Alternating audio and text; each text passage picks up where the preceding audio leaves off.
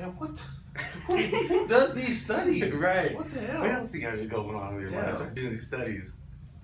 Crazy. All right, welcome to the DVO and Etna Show.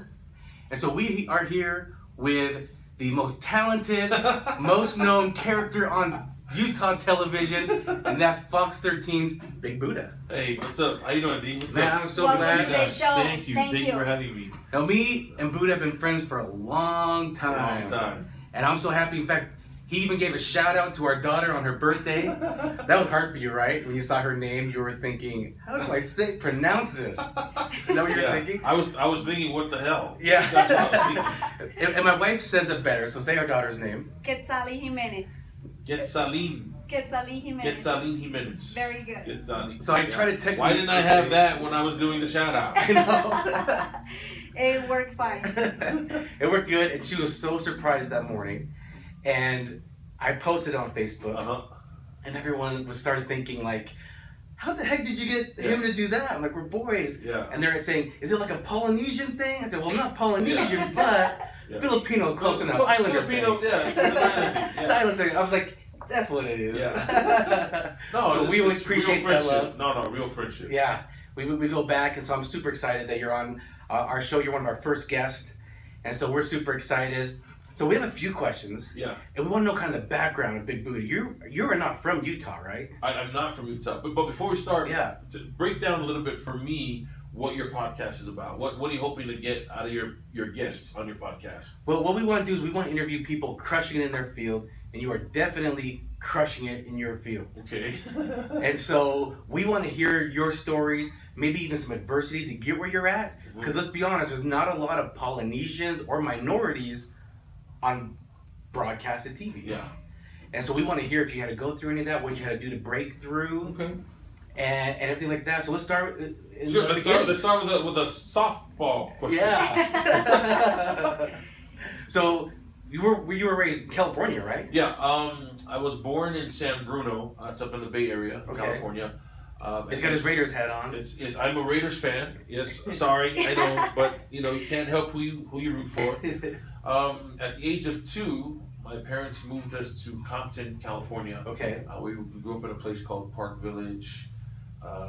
It was a nice neighborhood, and then over the years it kind of eroded. And my grandfather was the first non-white to move and live in this neighborhood. And then I guess there goes the neighborhood because then it became like a ghetto and a project. At the age of 13, my parents moved us back to Samoa. We went to Samoa. Okay. We're LDS. My dad got a job or a calling, whatever you want to call it, to be the principal for the church college. So we went back. At that time in my life in California, things that were important to me were sports. I was going to play football, mayonnaise, ketchup, peanut butter, running water, all of those things. Right. Name it. Yeah, all those things went away. We went to Samoa. It was a third world country, no electricity, no running water. Wow. You had to dig your own bathroom, outhouse. Yeah. I mean, it was like a culture shock, and things that I took for granted in America back then in 83, 84, I didn't have it in Samoa. I was like, where's the fridge? There's no fridge. Oh my gosh. Fridge? How do you keep stuff? You got to eat it and eat it all. Oh my gosh. Yeah. So it's hot there too. It's hot. It's humid. You're sweating. I mean, you're sweating in places that you don't even know you sweat. You're like, oh, that's sticky. Yeah, it's very hot. But that kind of changed my thought. As far as like how I grew up. We weren't rich by any stretch of the imagination in California. Okay. In the Bay Area, Compton. We were products of the system. Okay. We had welfare. We lived off of food stamps. My dad tried to work as much as he could, but his main focus was school. My dad, along with another gentleman, I can't remember who his name is, were the first Polynesians to graduate from Cal State Dominguez Oh, Hills wow. in Carson. Oh wow. That's pretty Yeah. cool. My dad graduated with a couple of degrees, 2 bachelors and a master's degree in education, with an emphasis on curriculum. Wow. So, his focus was going to school, getting his degree. In the meantime, some people might look at that like, wow, how could you focus on school when your family is suffering? Yeah. I didn't know I was poor, to be honest with Okay, you. all right. You You just grew up around that. I grew up poor, but we always had food. Okay. I didn't realize that if you shopped on the first of the month, Okay. it meant you were on welfare Yeah. and food stamps. Every first of the month, we'd all go to the store, come back, and just pack the fridge, right? And then we'd have to try to wait and try to, ration the food out. Exactly. But I kind of figured we were poor when I took lunch every so often to school. Okay. And I didn't have a lunch pail. My friends had lunch pails. You had the brown bag? Mhm. I didn't even have a brown bag. Oh, okay. That's how poor we were. What did you bro. carry? Wow. I took, the bread bag, Yes. right? You take Oh, out yeah. all of the bread and Uh-huh. you put your sandwiches in Oh it, wow. and you twirl it Right. around. That was my sandwich bag. Okay. Yeah. All right. And no chips, no drink, none of that. No Just service, just 2 sandwiches. It's like bologna. and Bologna. mayo. Yeah. Just bologna and I mayo. know. Now, if we got uppity, Uh-huh. we would fry the bologna. Okay, yeah. Right, you fry it and then it bubbles up like Yeah, this. yeah. Like the edges all curl. And Yeah. So that was, but going from California to Samoa was a culture shock. I thought I knew what poor was. Yeah. There were kids walking around with no shoes, no flip-flops, just a loincloth, no shirt, Wow. no underwear, Yeah. and it just, I'd never been exposed to anything like that before. Wow. It was all new to me. So it was like your culture, but culture It was shock. my culture. I was shocked by my own culture. Yeah, exactly. So not only that, but I couldn't speak the language, so I could Okay. understand a little bit because my parents spoke it at home in America. Mhm. But when we got there, that's the only language they spoke. Yeah. It was really, really tough to understand. And I don't know if I was bullied. I guess they would call it bullying today, but I just got ridiculed a little bit because a lot of kids didn't understand how I was a Samoan, Okay. but couldn't speak Samoan. Right. Yeah. I couldn't speak the language. Right. I'm paraphrasing a conversation. Where are you from? Oh, from California. Are you Samoan? Oh, I'm Samoan. Oh. Then they start speaking, well, why am I? I'm like, oh. Right. Well, how the hell are you Samoan? You didn't want to speak Samoan. I'm like, Yeah. I'm Samoan. That's all I know. Right. So I got ridiculed a little bit for that. Okay. But not too much. It didn't bother me. I feel like it didn't bother me. Okay. But I spent my high school years in Samoa, and I served an LDS mission in Okay. Samoa. Oh wow. Yep. Yeah, I know. Yeah, the church accepts all kinds of people, even people like me. And now you speak it then, right? I speak it. I'm fluent, so I speak, Wow. I read, Awesome. I write. But that didn't happen until I served a mission. mission. Because I had to be out in the boonies and with Yeah. people, and many of them, I would say, if I had to put a percentage on it, 99% of them did not speak English. Okay. So you had to learn the language really quick. How about now? What's the percentage speaking English now? How's the territory? I would say everybody has some kind of English now. Okay. Because of so much outside influence. Okay. So many outsiders moving there to live. It's so tough. I would say it's tougher to find someone who doesn't speak English in Samoa than it is to find someone who Okay. speaks who doesn't understand. Yeah. You All know? right. That makes sense. Yeah. So now there are lots of people that speak English. Nice. Things are a lot simpler. It's still a third world country, developing Yeah. country. There's still places that have to go get their water from the well, that don't have electricity, that depend on the village to supply a generator for lights for maybe 2 or 3 hours. When was the last time you went back? Oh shoot, man! I left in '92, and I didn't look back. Okay. I didn't look back. Have you ever thought about taking your kids over there? Maybe even humbling them a little bit sometimes? You know what? That was probably the biggest thing that. I'm not saying anything's wrong with your kids. No. I'm just saying- It's no. I know exactly what you mean when you say that. Yeah. Because my parents, although they didn't take us back for that, I learned that the most. Yes. You know, gratitude and how to save and scrounge and not waste anything. Right. I mean, I went there and I was a kid who ate my chicken, for example, a drumstick. Yeah. I just ate the meat around the bone, and I was done. There's meat on the top, there's meat on the bottom, right? And I'm like, oh, I'm full. Oh, I went to Samoa, and I'm like eating the cartilage, I'm biting on the bone to suck out the marrow. Yeah. You know, because that's what the kids do. Exactly. Bro. And I just kind of assimilated to the lifestyle in Samoa, and I walked barefoot. I had a loin. I mean, we were. Right. It wasn't like just because we came from America, we were the rich. No, we were living like everyone else. Wow. Yeah. So, it made me appreciate everything that I have, and so when I came back to America, excuse me, after graduating from junior college, I would save food all the time because that's just how I became accustomed to it. You know, don't throw that away. Exactly. Somebody will eat it. You know, it's a piece of pie or it's French fries. Yeah. Oh, it's gonna be horrible later. Oh no. Have you ever been hungry?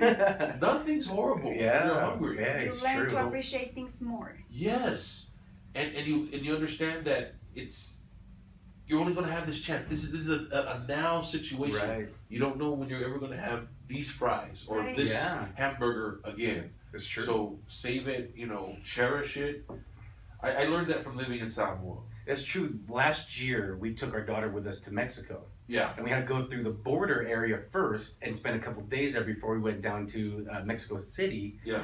And I think she experienced that where she would see a little bit of the side of the world that's, you know, Mexico's not a third world, but they're not, obviously they're trying to come into the U.S., and she would see in that border area people on the streets and they're scrounging and the houses are falling apart, you know, and I think she saw that and it's almost like a humbling experience for the kids to say, you got it so good. Yeah. You got it so good. You have a TV in your bedroom. Yeah.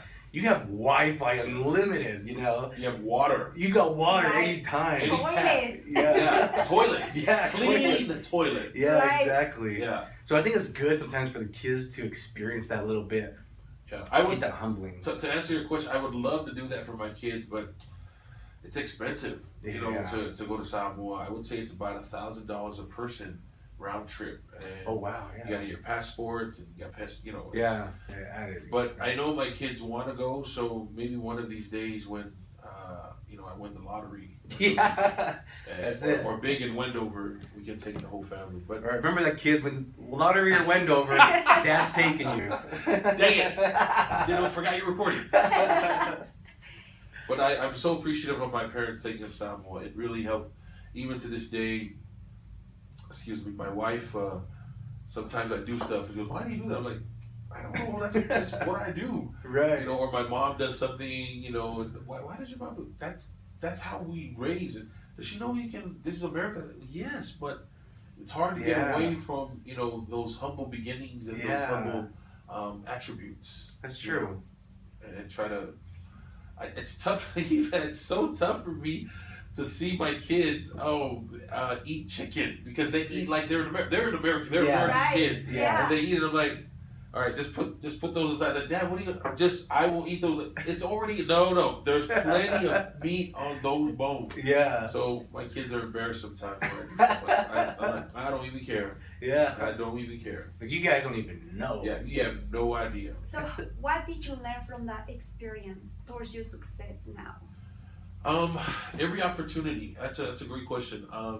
That not only did it help me be more grateful for, you know, the things that we have around us, but to appreciate the job that I have, you know, the moment in time, whatever I'm doing, and because you never know, it's always better to have a job than not to have a job, right? And you could be struck with injury and illness, and then you won't be able to provide for your family. So whatever job I've been in, I've always tried to do my best to provide a living for my family and just appreciate that I have a job. I mean, all the jobs aren't equal, you know. Right. So I had a job that was $5 an hour, And some people were like, $5 an hour. And I was like, no, $5 an hour. Yeah, y'all don't even know. You know, I mean, it's in Samoa, you were lucky if you even got paid money for a job. Sometimes, a lot of times, you worked and a meal was provided for you. Okay. And that was your payment. You know, you just had lunch, and then in the evening you get dinner if you were working on a house, construction or whatever. That was it.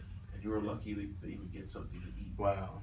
So, I mean, obviously there's a town and people went there to go find jobs, but my life in Samoa has taught me to really appreciate not just the things that we have, worldly things or secular belongings, but to appreciate those things like a job. Right. You never know. You could be stricken with something and not have the ability to work. So that's true. Right, that makes sense. Yeah, I wake up every morning thinking, man, I can't believe I still have a job, or I'm awake and alert, and I'm going to go to work. Oh, that's great. That's a great attitude to have about it. Let me just grab. You can hand that over, Budah, real quick. Make sure it's not. Stop it on us. Hand it over. Okay, good. The screen turned off and it's got a little word there, so we'll make Ask about the sure. broadcasting. How did you start broadcasting? What? So, can you talk to us a little bit about how did you start broadcasting? What came into your mind to start that career? It was a kind of like how we talked about this, before the show, how your mind was racing. Yeah. You wanted to do something about it. I've always wanted to be on the radio. That was my job. So when I was a kid in California, I used to listen to, KJLH, Mighty 690. What are some of the other stations? Kiss FM. I listened to the classics, and I just something about the way the DJ talked to me. I felt like it was just talking to me. Back in the old days of Rick Dees. Oh yeah. The Baker Boys. I just felt like when they came on the radio, they were talking to me, and it was just me. I was a private audience, and I felt like, man, I want to do that. I want to be able to touch. Not like that. I want to be able to reach out to a kid who's sitting at home. Not like that either. Yeah. But just to kind of motivate and inspire. I mean, because I didn't know what I wanted to do, when I was a kid. I mean, I wanted to play football, but when I sit and listen to the radio, I'm like, man, he has an effect on me. These guys have an overwhelming effect. I want to do that. I want to be able to affect a kid. I want to be able to say, hey, get out, do your best, and the kid's like, ooh, yeah, I want to go too. Okay. I imagined myself doing that. That's pretty cool. So, let me see, what year was it? It was 1995, and we're living in Lincoln, California. It's a suburb above Sacramento. Okay. And my wife and I were both working at this for Hewlett Packard. It's a refurbished plant. Okay. I can't remember the name of the company. Anyway, our job is they bring in computers and you refurbish them. You take out motherboards, you resolder, you make it look pretty, and you send it back out. And you resell it as refurbished units, right? I think we were technically computer techs, but I didn't do anything. So there's a radio station on in Sacramento called KSFM 102.5. Okay. And the morning show that we listened to all the time was the Davey and Chris and Davey and Juan Valdez. It was my most favorite morning show. Okay. And I'm an adult. We're married. We have kids.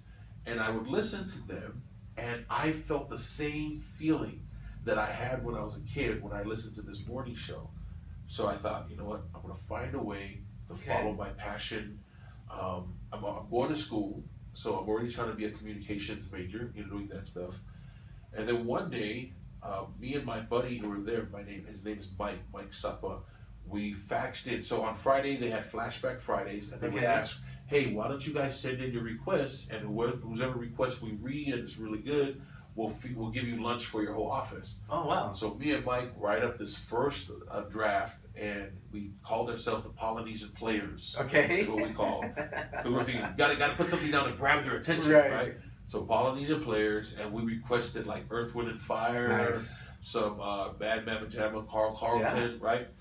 And it made the air. Like, oh, this one comes from Lincoln, and these two dudes, Mike and Big Budah. I wasn't Big Budah then, I was just Budah. They just called me Budah. Budah and Big Mike, that's how we were called. The Polynesian Players. They read it, and then they reached out to us. They called our company and tried to find us because they wanted to use us for a segment and call it dating advice. Okay. You know, so that's how that happened. So they would call, hey, we're gonna go out to our friends, the Polynesian Players, and get some player advice. and we would have a weekly segment. So our bosses let us have our break so that we can be on the phone, and we would do this bit with Davey and Chris.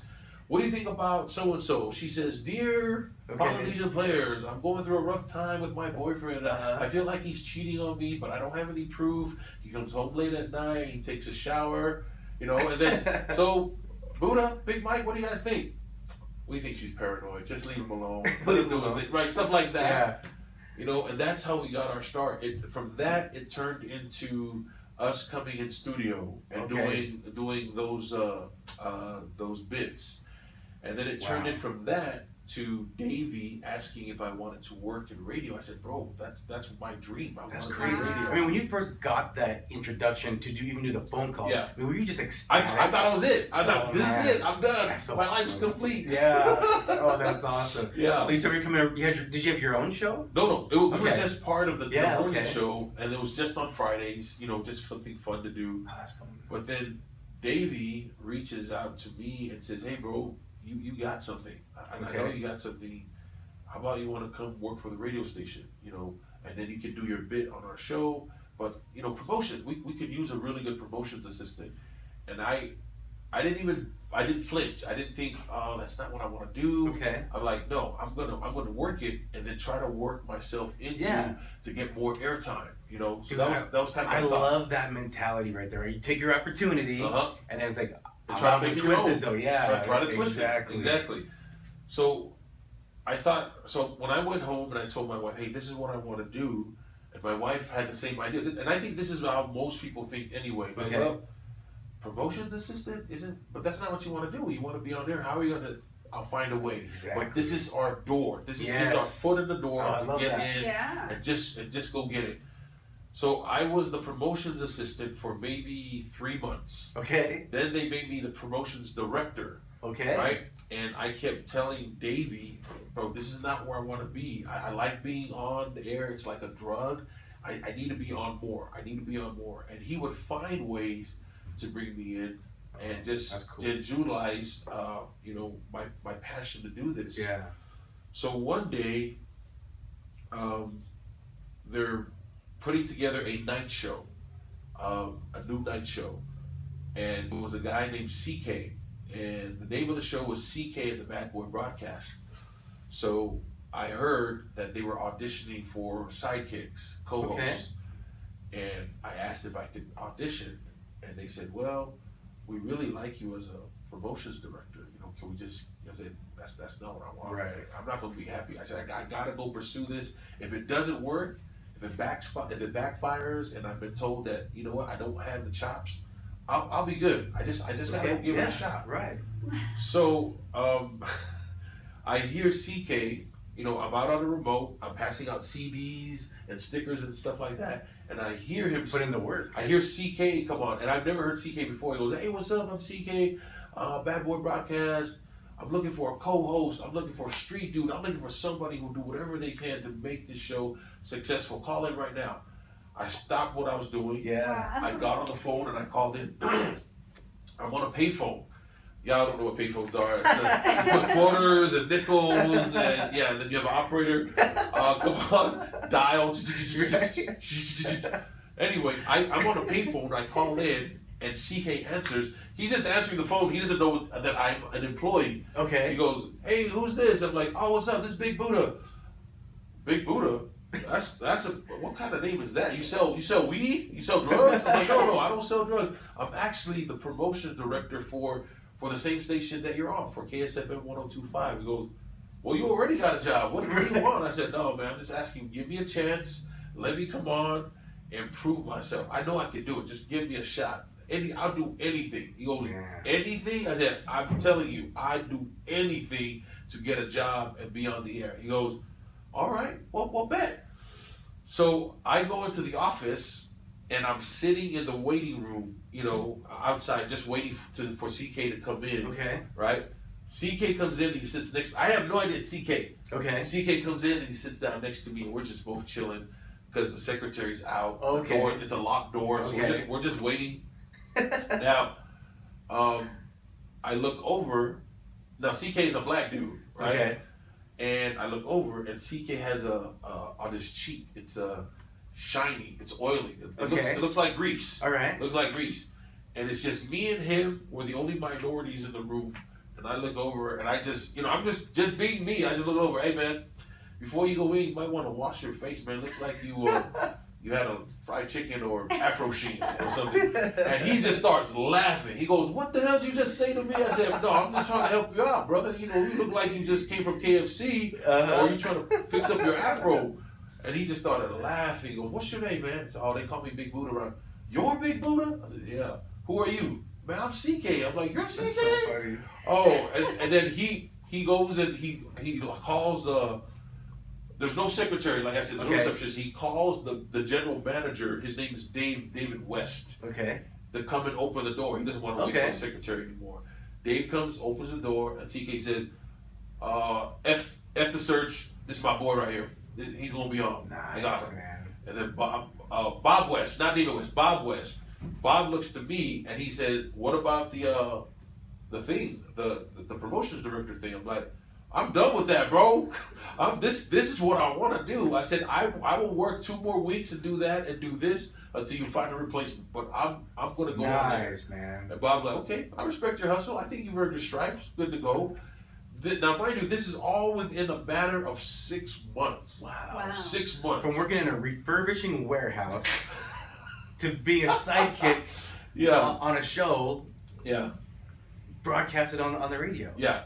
Oh man. It's bananas. I mean, it's even crazier because we became an overnight success sensation. People loved our show, and I wasn't ready for that. I was not ready for the eyes. I was not ready for the notoriety. 95. I'm 25 years old.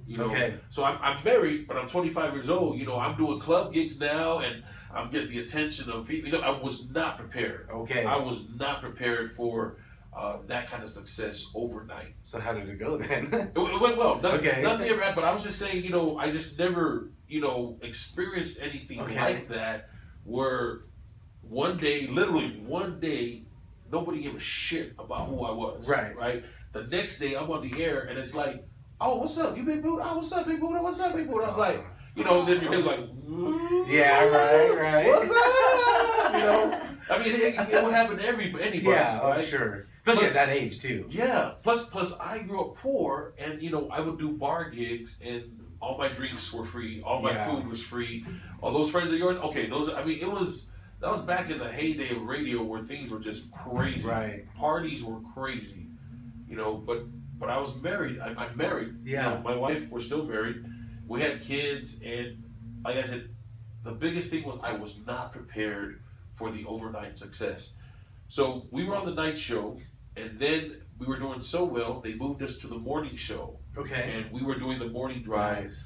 And then we became really good on our morning show that the TV, Fox 40, started bringing us on to do promos and doing stuff like that. So that was my first experience in the TV in Sacramento. I would do basically what I'm doing now, but just it wasn't all the time.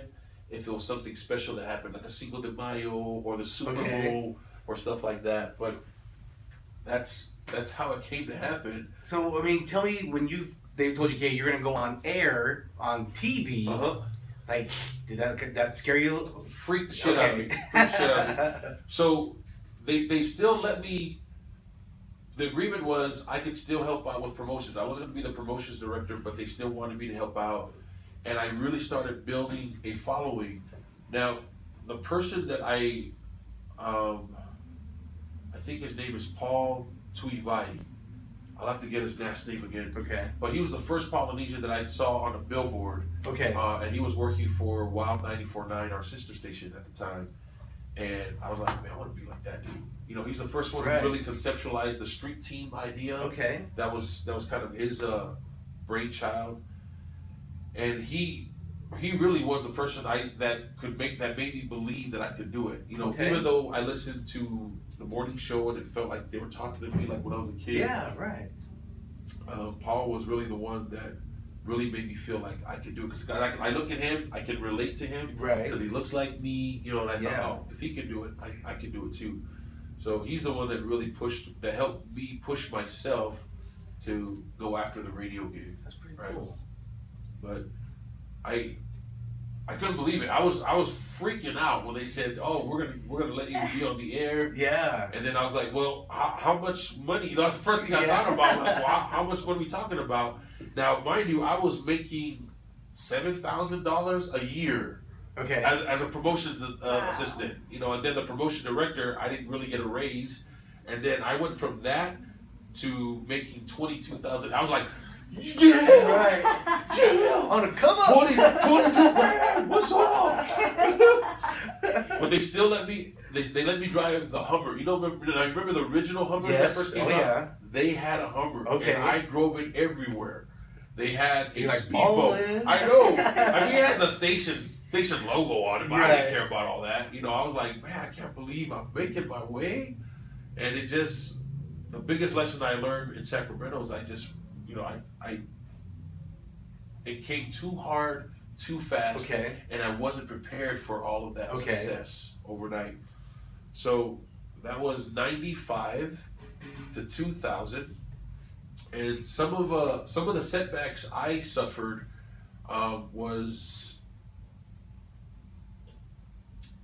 people not really letting me grow. Okay. You know, Then you I restricted don't want you to to their- sound like I'm full of myself, but the way it happened was I was doing ads. Okay. I was doing commercials and I was doing gigs, and my notoriety was Sure. building and my relationship with clients was building, and some people saw that and didn't let me, because they were my superiors, didn't Yeah. allow me a chance to grow and blossom into my own role. Okay. So eventually I just had to walk away, you know. Wow. I was, so some clients would ask for me to come and host like a night at the bar, you know, Okay. karaoke night or something like that. And I was doing so many of those that it almost became bothersome for some of my coworkers. Okay. And then they would say, well, can I go with him? You know, Like because jealousy? they wanted money. Well, because Okay. I was getting all of the gigs. Now, Yeah. back then, it was $300 a pop. Okay. And I was doing maybe 6 or 7 gigs a week. Okay. Wow. Yeah. All right.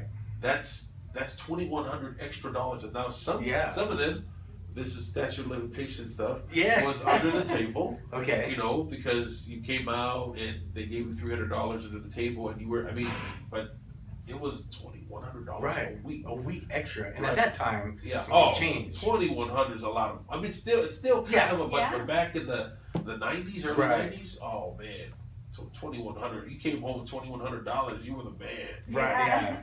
So you ever rolled up in a little wad? I had rolled up. Yeah. Yeah. I make myself feel like I'm a I know gangster. that. Make myself feel like a gangster. But it came to a point where, you know, how come this new dude is getting all of the remotes? You Okay. know, I've been here X amount of years. How come I'm not Yeah. getting the remotes? So that's what the client wants, you know. Okay. So it came to a point where, you know, seniority kind of pushed itself in, and, you know, kind of pushed me out, and I just saw the writing on the wall that I wasn't going to grow, you know, Okay. grow here.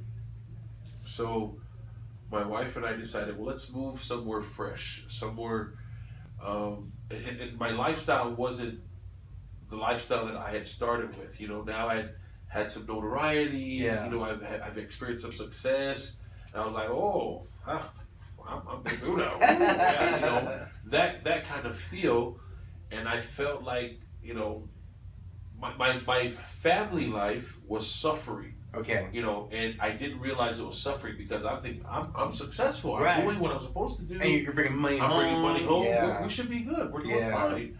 But my family life was the deteriorating. I wasn't spending time with my wife. I wasn't spending time with the kids, and so, you know, I wasn't going to church anymore. Okay. You know, because that was important. Right. Being morbid. I was drinking. I was, you know, just living the life. Right. So my wife and I had a heart to heart, and she said, you know what, let's move somewhere. Wow. And let's start fresh.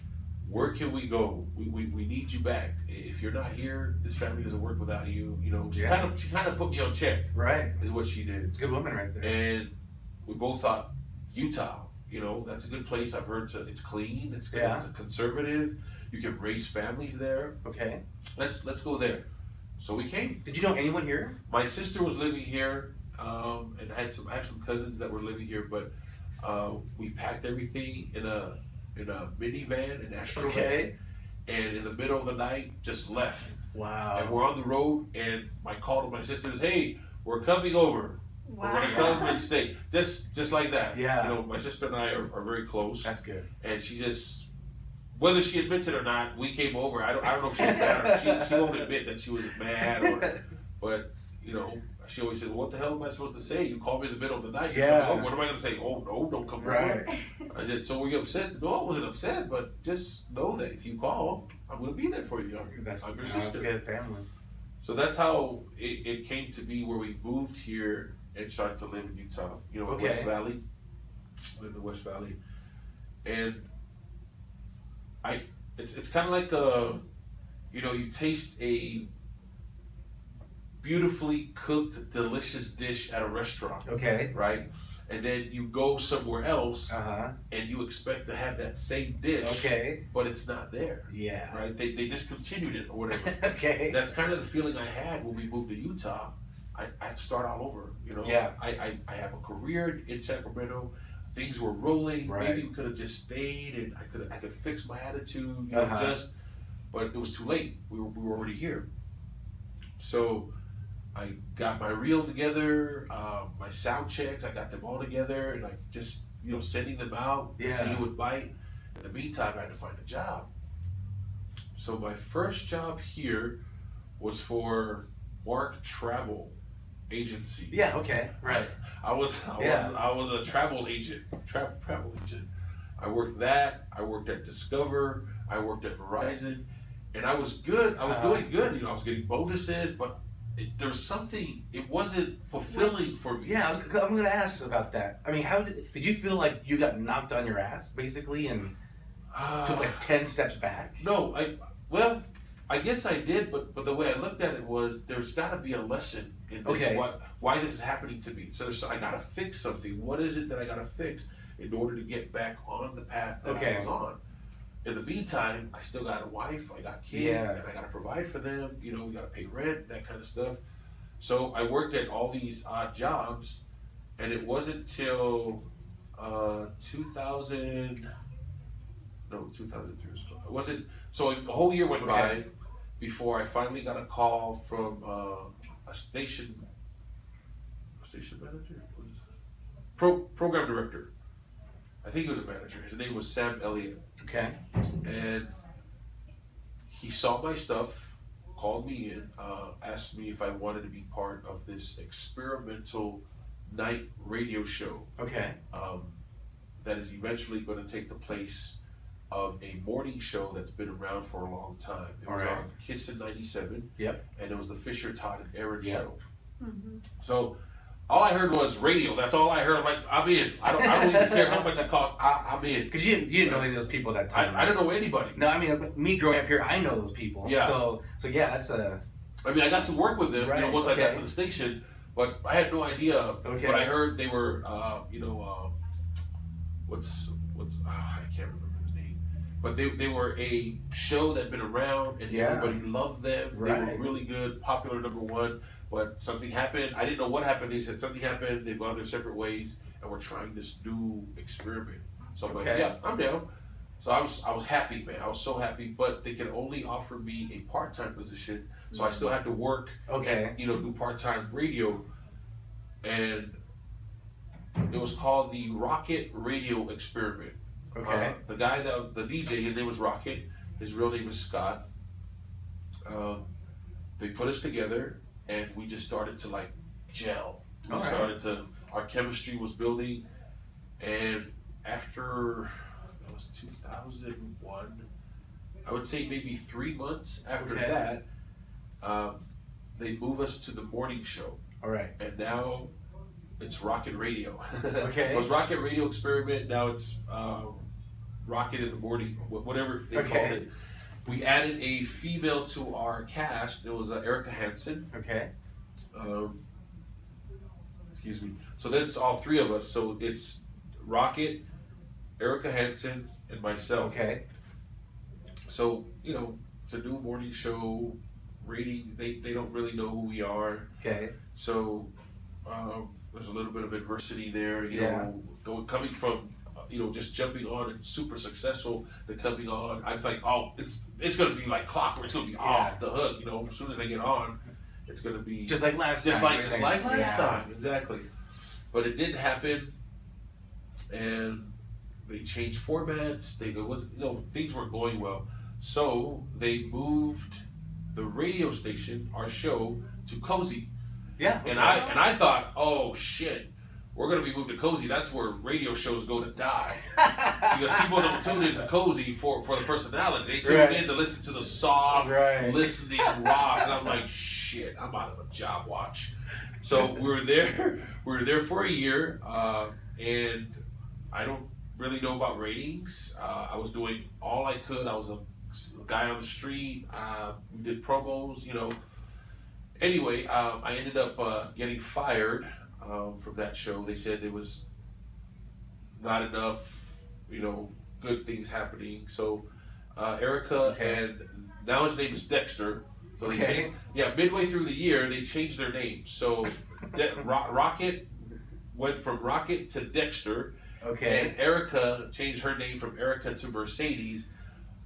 But Big Budah, well, they couldn't change mine because that's my name, my moniker. I own that name. So it was funny. Everybody still sounds the same, except now it's Dexter. Now it's Mercedes. Oh, and Big Budah. Right? So our listeners are like, bro, we know it's you. Your names are different, but we know it's you guys. Why didn't they change Budah? Well, we can't change his name. It's his name. Whatever. So after I got fired, I went right over to U92. I basically did my tour of duty. And that's where I hooked up with Fisher, and I started producing for him, and he taught me a lot of things that I didn't learn. Because remember, they gave me the job with no training whatsoever. And I'm learning on the fly. But I really learned a lot from Fish during our time together at Power. I mean, I learned how to operate the board. He helped me about how to talk to guests, how to get them to come bring the best out of them, and have conversation with them. That was in 2002. Middle of 2002. I started, it wasn't until 2003. So I'm still working, I'm working at Verizon full time, and because I'm now doing the radio, I'm thinking, okay, I'm going to try to find a way to transition so I can be at radio full time. So you were still part-time this whole time? I was still part-time. Yeah, everything's full. There's nothing there, so I'm just like working 2 jobs. I've used up all of my sick days. I've used up all of my vacation days just so I can do this job. So a whole year finally goes by. I'm still doing both jobs. And then I get a call from Allie McKay. Now, she was the reporter on at Fox.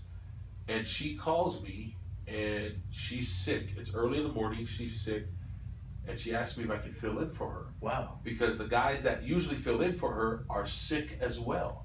And it was Casey Scott and Court Johnson. So how'd you know her? Oh, she had come in and interviewed us because we were the new morning show. Okay. And after that interview, her and I became friends. Oh, and we all just, right. kept in touch. We worked in the same city, obviously, but I was basically the last person on her list. She had called everybody. Can you fill it? Can you fill it? And she probably like, oh shit, okay, I gotta call this guy. Right. Bro, can you fill it? She was totally sick, and Casey and Court were both sick as well. Okay. Now we're all friends because we're all in radio here in Utah. So I knew Casey and I knew Court. Okay. And Allie and I were friends. So this is at about 3:00 in the morning, and and I'm like, well, okay, sure, okay, fine, when? In about 2 hours. I'm like, 2 what? Wow. That's the heads up you give me? What kind of shitty friend are you? Yeah. She goes, please, bro, I'm sick. There's nobody else. I need you to help me cover my ass, please. And I said, bro, I've never been on TV before. I don't know what to do. She goes, just pretend like you're on radio, except people can see you. Yeah. And I'm like, well, that shit does not help me. Because sometimes I come into the studio with just pajamas. Today I'm not because I want to be on TV. Right. So I go and I go in and I fill in for Allie, and they like me so much they keep bringing me back to fill in. Nice. Another year goes by, and Allie leaves, and they bring in another girl. Her name is Shauna Thomas. Okay. And they keep me on as the fill-in guy. All right. If she goes on vacation, she calls in sick. They call me first. So that's why I say when I was at Verizon, I used up all my sick days. Okay. At the drop of a hat, I'd go. And a whole year went by. It's now 2005, and Shauna's contract expires. And then they offered me the full-time gig. Wow. Yeah. Now, were you excited when you were on TV?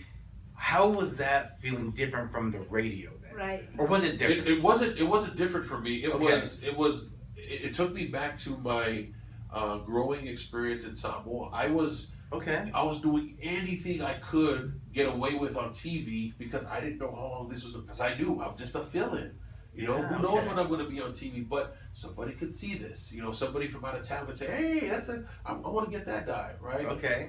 So what kind of helped me, and I think helped propel me here in Utah, was while I was doing radio and I'm filling in for TV, I got a casting call to be in a local Mormon comedy movie called the RM. Okay. No other Polynesians auditioned. I didn't even audition. So they had open casting call. No Polynesians showed up. Okay. And the guy that I work with, his name is Paul Eagleston, says, bro, you should come and do this part for this movie. Nobody wants to do this part. Well, not nobody wants to do it. Nobody's showing up to the auditions. You're Polynesian, right? I'm like, yeah, I'm Polynesian. This is what the part's for.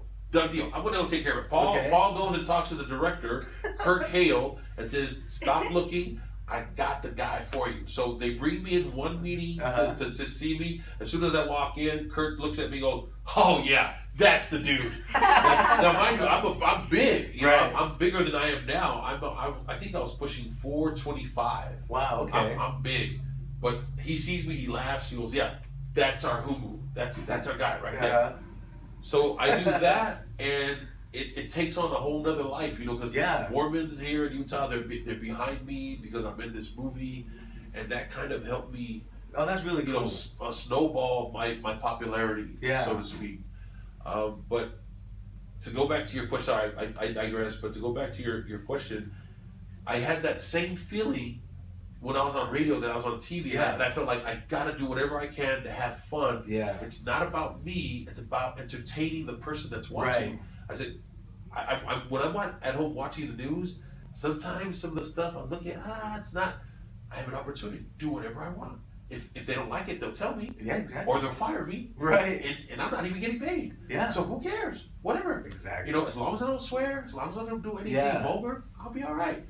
So I really went out and just was myself. Having fun and not really. I really wasn't caring about what people thought. Okay. I was just having fun because this isn't gonna last. Yeah. At some point they're gonna tell me, okay, thank you for your help. But now our girl's back, and we're going to let her take it. It's fine. Just thank you for filling in. But I think it was because people saw that, I can only guess, right? Right. That because of the way I was, not pretending, just doing, Right. having fun, being myself. I think people were able to see that and knew that it was genuine. It's not an act. That it was. And when I say the biggest character on local television, I'm not saying that it is an act. It is truly your personality. Because I know you personally, and you make it fun to watch. Well, thank you. You know what I mean? Yeah. And it's like I tell you, I'm on the treadmill in the mornings, and I'm watching the show. Yeah. You know, on the treadmill. So I always try to think about what like if we're watching and we see this person doing something, what would I say to the TV? Like, man, if I was there, I would have. Do you know what I mean? Yes. Because we all do that. Yes. You know, we all don't. We're not always satisfied with what we see, right? Yes. As a human being, and so we always say stuff like, "Man, if I was over there, I would say this or I would do that." So in my head, I'm always constantly thinking about if I'm at home watching, what am I saying to myself? Like, man, that sucks. Don't do that. That's a great way to put I the would point have of done view. this.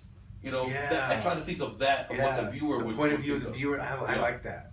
I like that. So, and again, I try to, when I do my feature stories, I try to do it to have fun, but I try to have fun within the context of whatever's happening. You know, like if we're having a water balloon fight, right?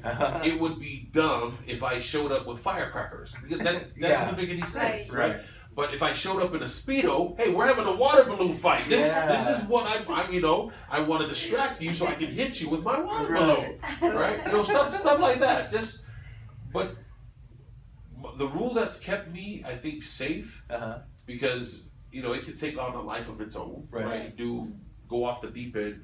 Is I try to think of if it's something that I would say in front of my kids, something that I would do with my kids. I feel like it should be safe for everybody else. Now, granted, everybody has a different idea of what they think is appropriate for their kids, right? But that's the only way I know, because that's what my dad did with me. You know, he talked to me like a real person. Right. You know, if movies came on and there was making out, I was a kid. I'd be like, oh, my dad would be like, what? Why are you covering your eyes? That is a young man and a young lady who have feelings for each other, and they're kissing. What?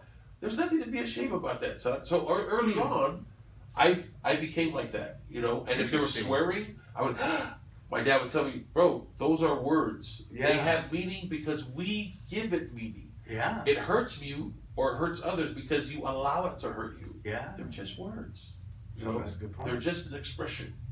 And I think that's kind of why I am the way I am, because of my dad. That's pretty cool. And what other things did he instill in you? Well, Because some of the things you just told me, it sounded almost preacher-ish, in a good way, though. You know. It wasn't. You know, Dad didn't always put good stuff in my life. Okay. My dad was very hard on us as kids. He was And very. a lot of Polynesian culture is like that, right? It's you know, spare the rod, spoil the child. Okay. Little kind of mentality. Yeah. So don't spare the rod, and you know, lay your hands on your kids as much as possible to make sure you're training them right. Yeah. My dad was old school, as old school can be when it came to being a disciplinary. Back then, I didn't know that he was abusing us. Okay. You know, it could be considered as child abuse. But if my dad got mad and he wanted to discipline us, it could be a water bottle, it could be anything he could reach to hit us with. Yeah. Slippers, wire hangers, Wow, yeah. you know, garden hoses, 2x4s. I mean, a cricket bat. So, and I grew up thinking that anytime I got in trouble, it was my fault. Yeah. You know, I never thought once that my dad was in the wrong. He said, I know, I did that. I deserve, you know, that's, and whether or not my dad put that in my head, I still don't know, but that's just the way it was for me. You know, I did something, damn it, I deserve to be beat up, you know. Right. Again, I didn't realize until I was an adult, I'm married with kids, that that it was abuse. Right. You know, what my dad did was child abuse. You know, it was overboard. Yeah. You know, it was too much. And unfortunately, that was instilled into me. Yeah. And that became the model of how to raise my kids. Right. I didn't know anything else. Sure. I didn't know that you can talk to your kids without punching them in the mouth. Right. I didn't know that there was such a thing as timeouts. I didn't know what the hell timeout was. Right, yeah. You know, I didn't know that there was such a thing as, you know, taking your kid out to have an ice cream and talking your problems over happily. Yeah. I had no idea that people did that kind of shit. Right. You know, so I was, like again, so it's years later that I find it comes to a head, and my wife says, you know what, we got to go get some counseling Okay. for you, because you don't realize what you're doing. Wow. You know, and I said, what are you talking about? I'm trying to teach these kids to be hard. Right. I'm trying to teach them to be tough. And I want them to be good citizens in this country, you know, in this state. You know, I want them to do everything right. Right. And my wife is like, bro, what are you talking? You don't know what you're talking about.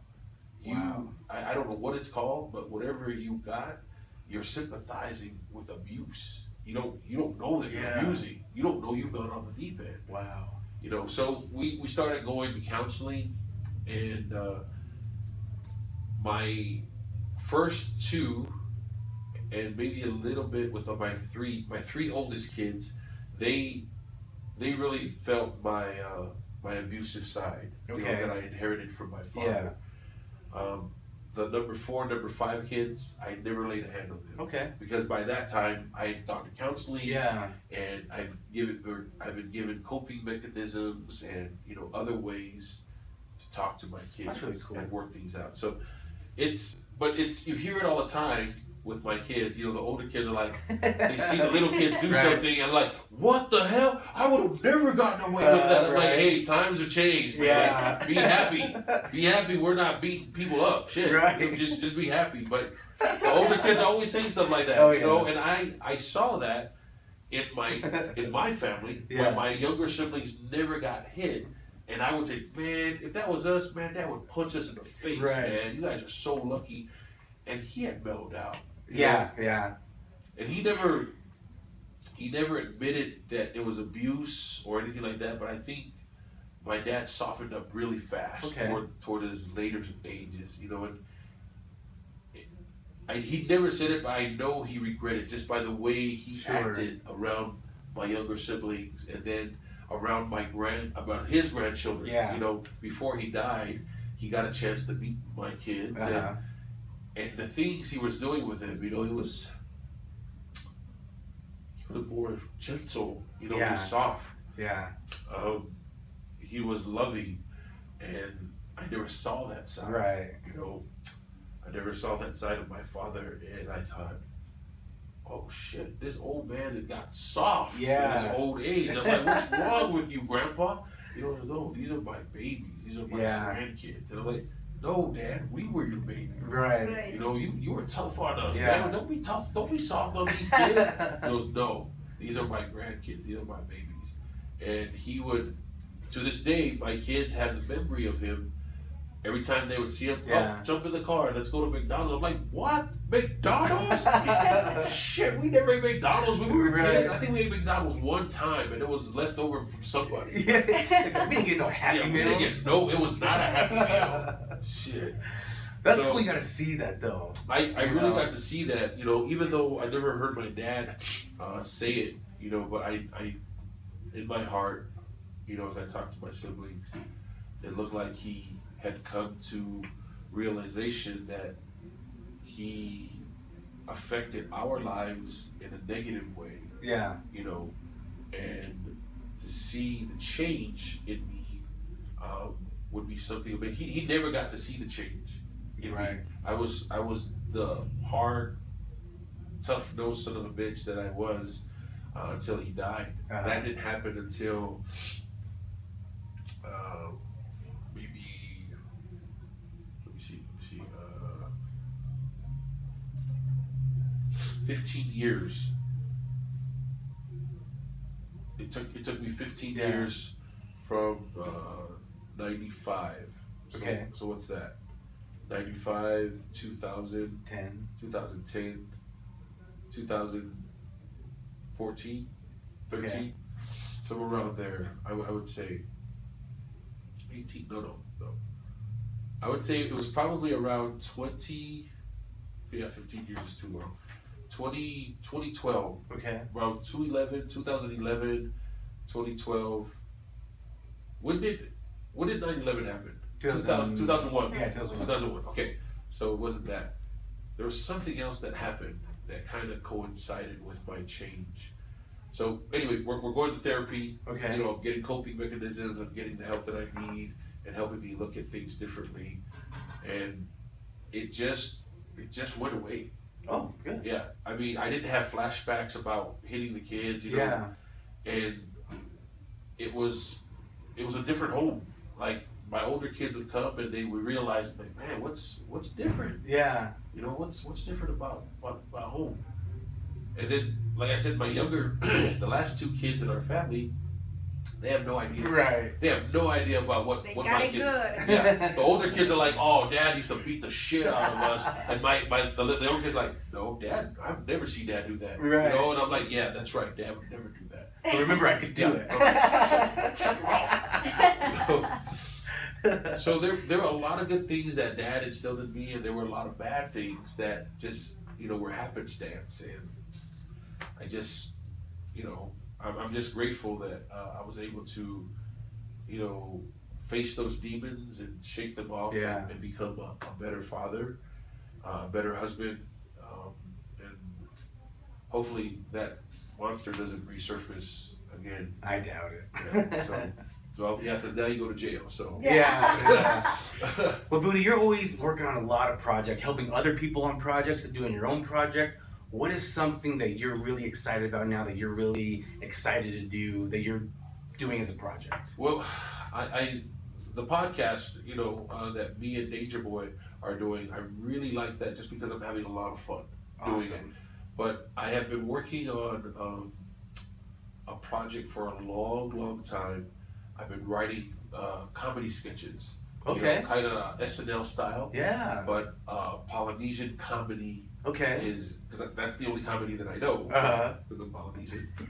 And I'm working on, I'm trying to partner with a bunch of local comedians, Okay.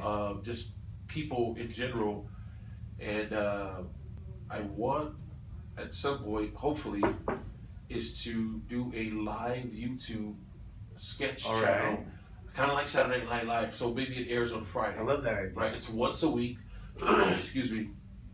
But it's patterned after Saturday Night Live, where locally it's like, instead of like celebrities, Okay. it would be a business owner, and that business owner would host that week's show. Oh, interesting. Hey, I'm so and so. I'm a CEO for such and such company, and we do this. But tonight, I'm the host for tonight's show. Fun. Right? Tonight on the show, we have so and so. We're gonna be doing this, and we have a band. Oh, that'd be cool. You know, and That's awesome. because they're the real stars of the community. Yeah. You know, I mean, the stars get all of the pub and they get all the praise because Right. of the movies and Yes. TV stuff they do.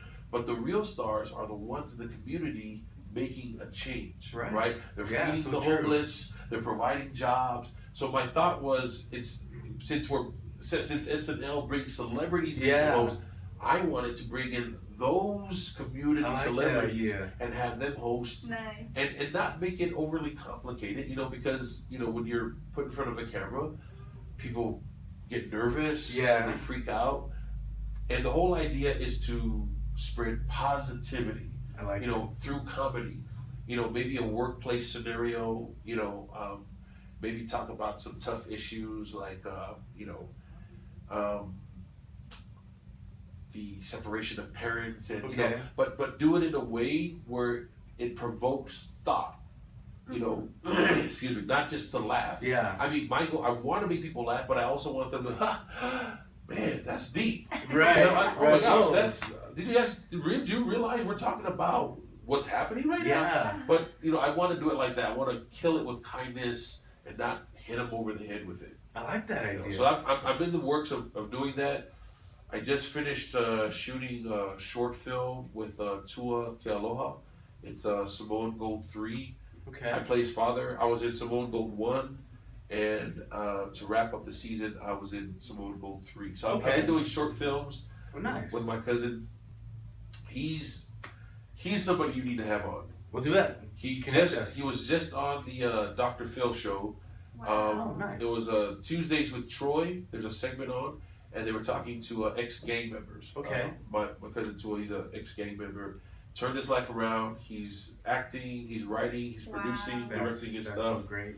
and he's not letting anybody stop standing. Love that. It's the attitude So to have. he's a hustler. He's definitely someone that would be perfect for your show. I love to meet him. Yeah. Love to meet We'll him. make the connection for you, brother. And tell them where they can find your podcast at. It's on a bunch of different platforms: iHeartRadio, iTunes, SoundCloud, Stitcher. We have a Facebook page. Facebook page is DB with Big Budah. DB's Danger Boy from Rock 106. But I'm enjoying myself this time around, and the success that I'm having from working with Fox. I am better equipped to handle the rigors of what's coming at me. So, do you think you're having fun too because it's on your terms? Maybe. Well, I gotta give credit to Fox for allowing me and taking the chance on me. Because remember, before I came onto the scene, it was just beautiful women who were blonde, who were blue-eyed, That's true. and who were well endowed. You know? And so to throw a guy, not just a guy, but a minority, a Pacific Islander who's a big overweight guy, that was throwing caution to the wind. I don't know if that's not throwing caution to the wind. I don't know what is, right? Going against the grain, and so I really do gotta thank them for taking a chance on me and believing in me. I always believed in myself, but to see somebody else believe in me kind of gave me some confidence. Hold on, let me say this real quick. Did it stop the recording? Yeah. The actor's like, damn, that's too long. What the hell? It's funny, like, I was telling him, how can we like talk so much for an hour, but time flies. Yeah. It does. Let's see real quick. And then go back to listen to your last part to see what you got and what you didn't get. Yeah. So we can pick up from there if you like. That last part was good. I mean, all of it. But Right. we don't want to miss it. Come on, is the Wi-Fi slowing down? Let's turn off the Wi-Fi. We could do it at our house next time, like he was saying, in the basement. Yeah. We have to probably get it all suited up. DB probably got it all really nice set up. No. It's a closet. It's a closet. So do you enjoy working for the TV? I think because it's not acting. Do you know what I mean? I'm not pretending to be somebody else. I mean, those are all things that I would do if the camera were on. I'd be silly like that if the camera weren't on. I'd say those kinds of things. So I think for me, it empowers me because it's not. I gotta go and be happy, and then I come home. Oh, I don't want to be. Right. So I'm the same person. All the time. Pretty much, yeah. What time do you start the show? I'm up at 2. I'm at the gym at 2:30. I leave at 5:30 to get to location, and then I'm on the air from 6 to 10, and then 11 to 12, and then 1 to 2. So I do 3 shows in a row. Do you feel like you enjoy your life just because you're up since early in the morning and then you have to go to bed early to if you sleep anyway? I don't. I actually. My problem is I'm a night owl who's also a morning person. So I usually go to bed at 11, and I'm up at 2. Wow. That's it? That's it. Oh my goodness. Yeah. How can you live like that? I've been doing that schedule since '94. Since Sacramento, doing the clubs at night. Yeah, because if you can't. So the reason why they let me do the club gigs was, well, that's late. Are you gonna be able to come? But bro, I'm coming. I'm not gonna miss work. I'm coming. I got to feed kids. Right. So I'd stay up late, 3 o'clock in the morning, and take an hour nap. Come back at 4. Has that affected in any ways your life? I think so. I don't know. I haven't really tested it out, but I'm sure it affects my health, maybe my metabolism, maybe when I eat and how I eat, Mm-hmm. I'm sure those are some of the things that are affected. Excuse me, 1 second. Yeah. Still saving. I think it's because it was a long one. Still saving it. Can you restart another one just to end it? Yeah. But he has a good point. I want to see where it kind of left off. Or we You can can just turn that one off. You hit the stop on that one.